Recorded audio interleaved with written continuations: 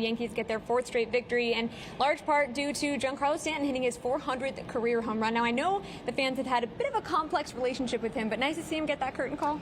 It was, I'm sure, nice for him to get that curtain call, Michelle. This has been an underrated Yankee, a clutch Yankee all through his time here. Obviously, he's been banged up, and his teammates love, and Garrett Cole spoke about this after this game, his teammates love the fact that when he's not going well, he's accountable, he's hard on himself, he's always working at it. But the fact is, this is a guy with an over 900 OPS as a Yankee in the postseason, a guy who hits the ball harder than anybody. So for all the injuries that he's unfortunately had to endure, it was appropriate that it was a milestone home run that put the Yankees ahead in the game, that he hit it in tie game, because this guy, again, has just been such a clutch and underrated Yankee in all his time here, and so respected in that clubhouse. Yeah, so is Gerrit Cole, who threw 6 innings of 1-run baseball, 13th win of the season. How did he help his AL Cy Young chase? He pitched like an ace in the sense that he didn't have his best stuff.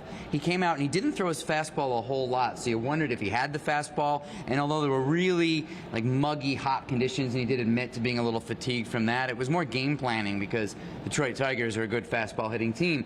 But what he did, as an ace will do, is when he needed that 98-mile-an-hour fastball for the final pitch of the game to get that strikeout, he reached back and he found it. We talked about clutch before with Stanton. This is a clutch pitch from Cole. I went over his locker after he spoke to the scrum and said, "Where did you find that 98?" It was the first swing and a miss on a fastball he'd gotten the entire game, and he just sort of shrugged and he was like, "I was saving it." So there you go.